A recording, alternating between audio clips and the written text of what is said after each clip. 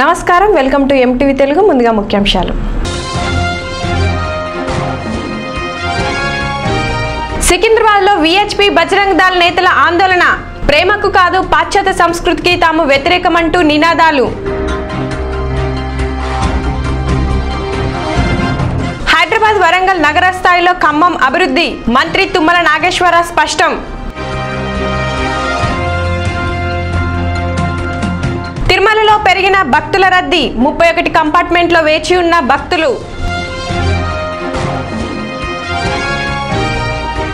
సూర్యనారాయణని దర్శనానికి పోటెత్తిన భక్తులు వేడుకల్లో శారద పీఠాధిపతి స్వరూపానందేంద్ర స్వామి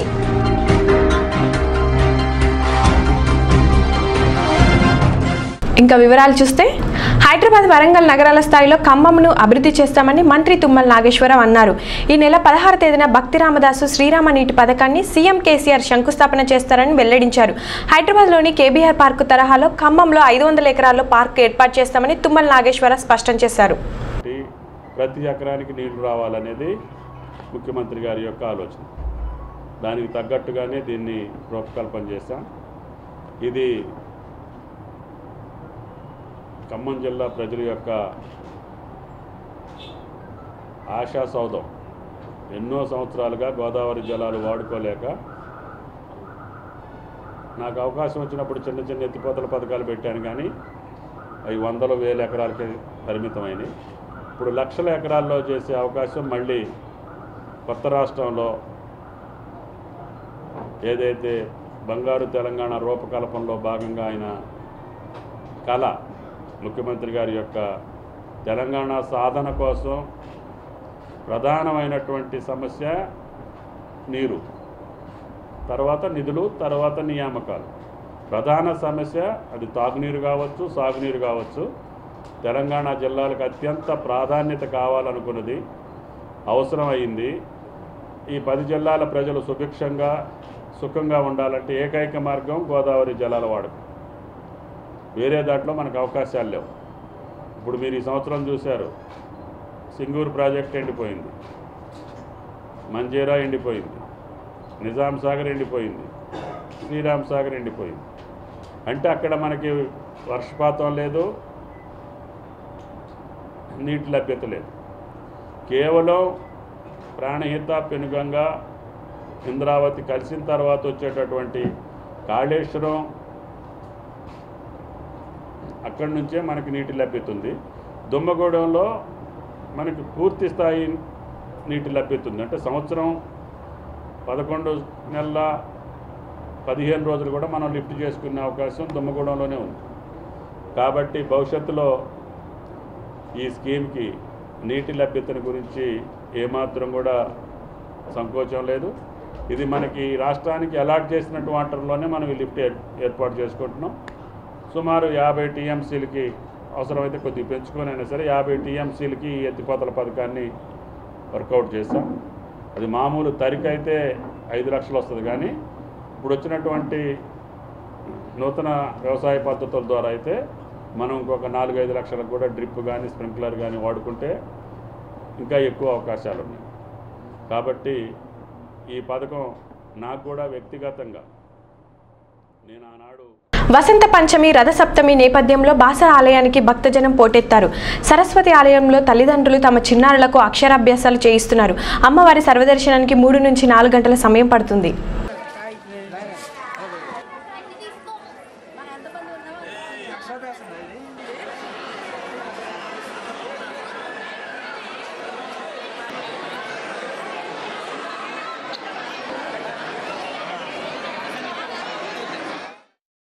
నగరంలోని బంజారాహిల్స్లో పోలీసులు డ్రంక్ అండ్ డ్రైవ్ తనిఖీలు నిర్వహించారు. ఈ తనిఖీల్లో మద్యం సేవించి వాహనాలు నడుపుతున్న 11 మందిపై కేసులు నమోదు చేశారు.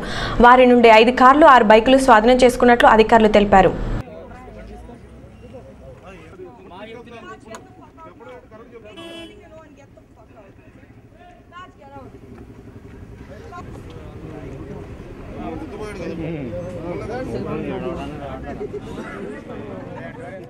ఈరోజు ఈ బంజారాహిల్స్ క్యాన్సర్ హాస్పిటల్ దగ్గర ఈ డ్రంక్ అండ్ డ్రైవ్ చెకింగ్ చేయడం జరిగింది.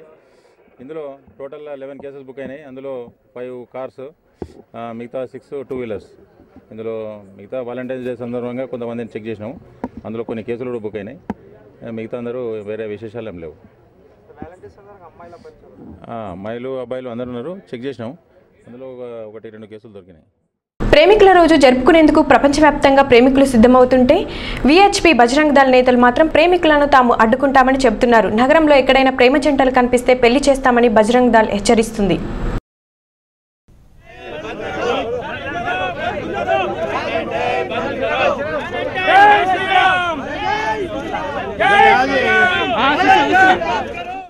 ప్రేమికుల రోజును వ్యతిరేకిస్తూ సికింద్రాబాద్ ప్యారడైజ్ కూడలి వద్ద విశ్వ హిందూ పరిషత్ బజరంగ్ దళ్ నాయకులు ఆందోళనకు దిగారు.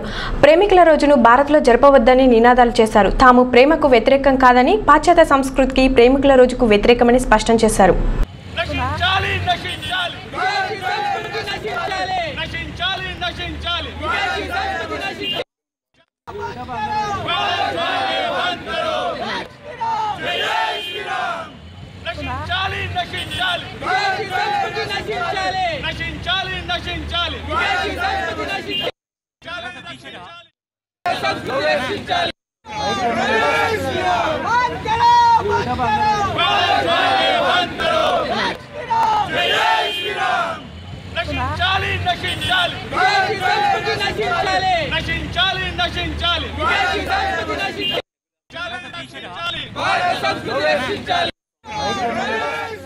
మాజీ టీడీపీ ఎమ్మెల్సీ పొట్ల నాగేశ్వరరావు టీఆర్ఎస్లో చేరనున్నారు. టీడీపీకి రాజీనామా చేసి ఈ నెల 15న టీఆర్ఎస్లో చేరనున్నట్లు పొట్ల నాగేశ్వరరావు ప్రకటించారు. సీఎం కేసీఆర్ సమక్షంలో నాగేశ్వరరావు టీఆర్ఎస్లో తీర్థం పుచ్చుకోనున్నారు. ఖమ్మం జిల్లా అభివృద్ధికి సీఎం కేసీఆర్ మంత్రి తుమ్మల చేపడుతున్న అభివృద్ధి సంక్షేమ పథకాలు చూసి టీఆర్ఎస్లో చేరుతున్నట్టు ఆయన తెలిపారు. గ్రామీణ ప్రాంతంలో మరుగున పడి ఉన్న క్రీడాకారులను గుర్తించి వారిని ప్రోత్సహించడమే తెలంగాణ ప్రభుత్వ లక్ష్యమని కోదాడలో వెంకట్రామరెడ్డి మెమోరియల్ ఆధ్వర్యంలో జరిగిన వాలీబాల్ టోర్నమెంట్ల ప్రారంభోత్సవ కార్యక్రమంలో ఎమ్మెల్యే గాదరి కిషోర్ అన్నారు. విద్యార్థులు చదువుతో పాటు క్రీడల్లో రాణించాలని ఆయన అన్నారు.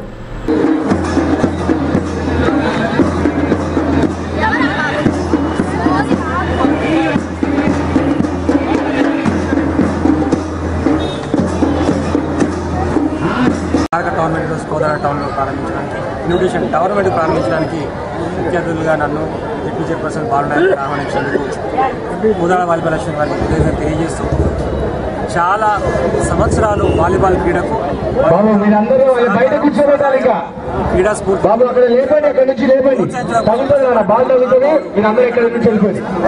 నేను కూడా వాలీబాల్ క్రీడలో ఉస్మానియా యూనివర్సిటీ రిప్రజెంట్ సందర్భంగా నాకు గుర్తుకున్నది.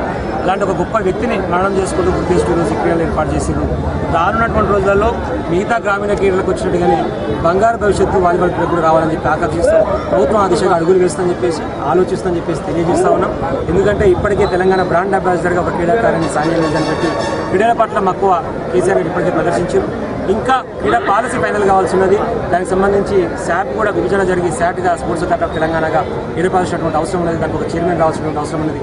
దాని నిధుల సంబంధించినటువంటి సేకరణ కానీ నిధుల కేటాయింపు కానీ వచ్చే బడ్జెట్ ఆయన తీసుకొని వచ్చి నూతన క్రీడా పాలసీని తీసుకొచ్చి గ్రామీణ వాతావరణంలో ఎవరైతే ఎక్కువ టాలెంట్తో ఉన్నారో ఇంకా మరుగున పడుతూ బయటకు రాకున్నారో అలాంటి వారిని వెతికి తీసి రాష్ట్రానికి రిప్రజెంట్ చేసి రేపు దేశానికి కూడా ఉన్నతమైనటువంటి క్రీడాకారులను అందించే విధంగా తెలంగాణ రాష్ట్ర ప్రభుత్వం ప్రయత్నం చేస్తుందని చెప్పి అనారోగ్యంతో కానీ మరేదో కారణమైన వెంటనే 198కు కాల్ చేస్తాం. కానీ 198 సేవలతో సమానంగా మరొకటి అందుబాటులోకి వచ్చింది. అదే కాల్ అంబులెన్స్. ఈ మొబైల్ యాప్ ద్వారా 24 గంటలు అత్యవసర సేవలు అందుబాటులో ఉంటామని కాల్ అంబులెన్స్ యాప్ ఆవిష్కరణ కార్యక్రమంలో కొత్తపేటలోని ఓజన్ హాస్పిటల్ సిబ్బంది తెలిపారు.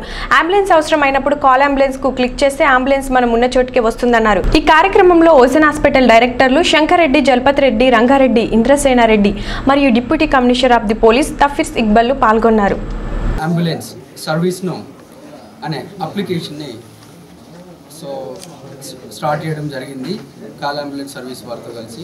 ఈ కాల్ అంబులెన్స్ సర్వీసెస్ వల్ల ఉపయోగాలు ఏంటంటే, ఇంతకుముందు 108 నుంచి ఏదైనా ఎమర్జెన్సీ ఉన్నప్పుడు పేషెంట్ వెళ్తే వాళ్ళు ఓన్లీ పేషెంట్ తీసుకురావడమే తప్ప ఆ వివరాలు వాళ్ళ బంధువులకు కానీ లేదంటే ఆ పేషెంట్కి ఇంతకుముందు ఉన్న ప్రాబ్లమ్స్ కానీ హాస్పిటల్కి తెలిసేవి కాదు. దీనివల్ల కొన్నిసార్లు వాళ్ళు స్పృహ లేనప్పుడు వాళ్ళకి సంబంధించిన వ్యాధులు మనకు తెలియవు కాబట్టి ఆ విలువైన సమయాన్ని కోల్పోయేవాళ్ళు. ఇప్పుడు ఈ 108 plus call ambulance service plus hospital ఈ 3 ఒకటవడం వలన టెక్నాలజీ అండ్ కమ్యూనికేషన్ ఇవి 2 ఒకటవడం వల్ల పేషెంట్కి సంబంధించిన పూర్తి వివరాలు కాల్ అంబులెన్స్ యాప్లో డౌన్లోడ్ చేయబడి ఉంటాయి కాబట్టి వాళ్ళకి సంబంధించిన వివరాలు వాళ్ళు ఆ బటన్ నొక్కిన నెక్స్ట్ సెకండ్లోనే హాస్పిటల్కి మొత్తం ఆ వివరాలు వస్తాయి. కాబట్టి ఆ పేషెంట్కి కావాల్సిన ఎలాంటి ఎమర్జెన్సీ మెడిసిన్స్ కావచ్చు, లేదంటే బ్లడ్ కావచ్చు, లేదంటే కన్సల్టెంట్స్ కొన్నిసార్లు కార్డియాలజిస్టులు వీళ్ళు ఆ సమయంలో ఉండనప్పుడు వాళ్ళందరినీ రెడీ చేయడం వల్ల, ప్లస్ రెండవది ఆ పేషెంట్కి ప్రాబ్లం అని వాళ్ళ బంధువులకు కూడా తెలుస్తుంది కాబట్టి వాళ్ళు కూడా తొందరగా వస్తారు. కాబట్టి ఇవన్నీ ఒకేసారి అవ్వడం వల్ల ఏదైతే ప్రమాదానికి సంబంధించిన విలువైన సమయాన్ని ఇంతకుముందు కోల్పోయే వాళ్ళమో ఆ విలువైన సమయాన్ని తగ్గించడం ద్వారా వాళ్ళ ప్రాణాన్ని కాపాడడానికి చాలా ఈ యాప్ ద్వారా సమాజానికి ఉపయోగపడుతుంది. రెండవది ఇంతకుముందు 108 అంబులెన్స్ రాని రోజుల్లో శ్రీకాకుళం జిల్లాలోని అశ్రవెల్లిలో సూర్యనారాయణ స్వామి రథసప్తమి వేడుకలు ఘనంగా జరుగుతున్నాయి. ఈ వేడుకల్లో శారద పీఠాధిపతి స్వరూపానందేంద్ర స్వామి పాల్గొన్నారు. సూర్యనారాయణ స్వామి నిజ స్వరూప దర్శనానికి భక్తులు పోటెత్తారు. నారాయణమూర్తి దర్శనం చేయడం చాలా ఆనందంగా ఉంది. ఈ భారతదేశంలో శ్రీకాకుళం జిల్లాలో ఏకైక సూర్యనారాయణమూర్తి క్షేత్రం ఏదైనా ఉంది అంటే అరసవల్లి క్షేత్రం. అందుకని ఈ సంవత్సరం ఆదివారం పడింది. ఆదివారం సూర్యనారాయణమూర్తి రథసప్తమి చాలా విశేషం. అన్ని కులాల వారు, అన్ని వర్గాల వారు, అన్ని జాతుల వారు అందరికీ సంబంధించిన ఆరోగ్య ప్రదాత భగవంతుడు ఎవరంటే సాక్షాత్తు మనకి ప్రత్యక్ష దైవము సూర్యనారాయణ. తిరుపతిలో భక్తుల రద్దీ పెరిగింది. శ్రీవారి దర్శనం కోసం భక్తులు 31 కంపార్ట్మెంట్లో భక్తులు వేచి ఉన్నారు. శ్రీవారి సర్వదర్శనానికి 12 గంటల సమయం పడుతుంది. నడకదారి భక్తులకు 8 గంటల సమయం పడుతుంది. అదివో అల్లదివో శ్రీహరివాసము,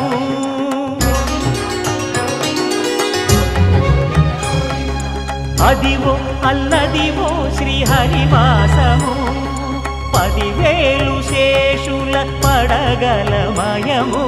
అదివో అల్లదివో శ్రీహరివాసము, 10,000 శేషుల పడగలమయము.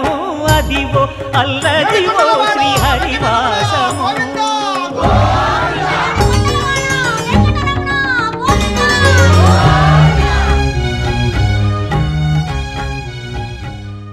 బులెటిన్ ముగించే ముందు హెడ్లైన్స్ మరోసారి.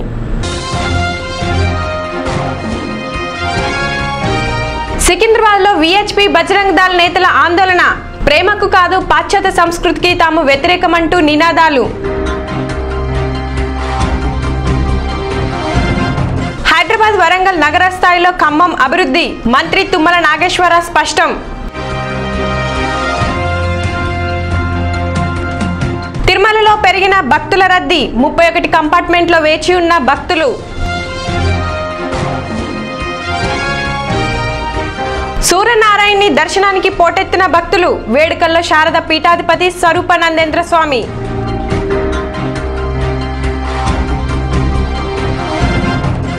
ఇవి ఇప్పటివరకు నా అప్డేట్. చూస్తూనే ఉండండి MTV తెలుగు.